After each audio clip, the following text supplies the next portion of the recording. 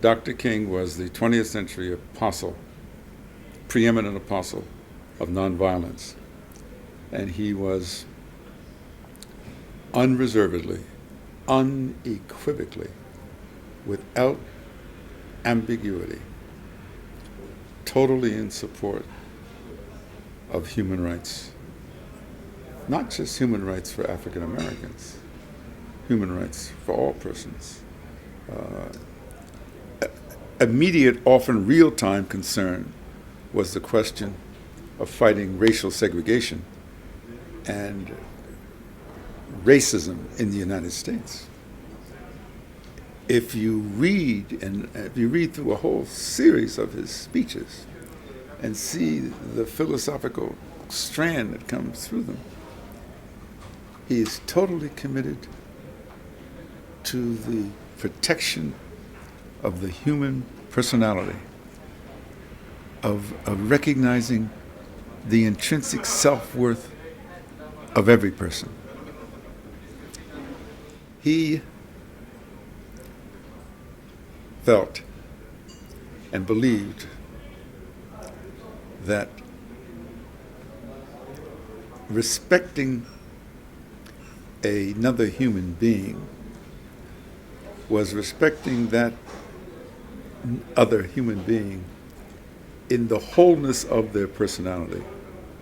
So that, for example, I'll get asked, well, Professor Jones, do you think if Dr. King was alive, he would be in favor of same-sex marriage or gender equality? And I'd say, well, I'm not prepared to say exactly what he would say because he's not here. But I am prepared to say this, is that he has such respect for the dignity of the dignity and the self-worth of every individual. I find it inconceivable that he would look at a person who was gay and look at them and attribute to them any rights that were any lesser in 1/1,000,000th of a degree than any other person.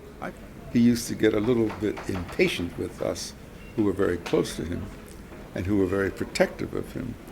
And he would reach a point of annoyance in which he would say, stop. Please understand. I love you. I know you love me. I know you're trying to protect me. But no man can protect me. No man can protect. I am not worried about the Kennedy administration providing me with protection. I know that, yes, and so forth, but I'm not concerned about that. He was afraid, but he was fearless. It's a difference. He was afraid, but he was fearless. So I am sometimes asked, who, Professor Jones, do you think today is most like Martin Luther King Jr.? So there's a Latin phrase called sui generis. And I say, it means unique, one of a kind. So I answer that question by posing a rhetorical question to the person who asked me the question. Who do you think today is most like Michelangelo? Who do you think today is most like Galileo? Who do you think today is most like Mozart, Beethoven, Shakespeare, Copernicus, Aristotle? No one. Martin Luther King Jr. may have done more to achieve political, social, racial equality in America than any other single person or event in the previous 400 years of the history of the United States. And if you can't remember what I've just said to you, then I say, remember this metaphor.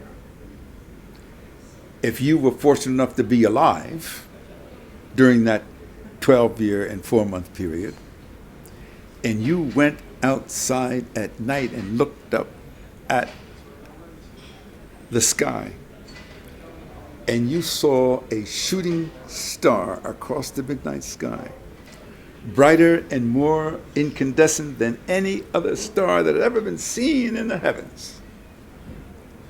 That was Martin Luther King Jr.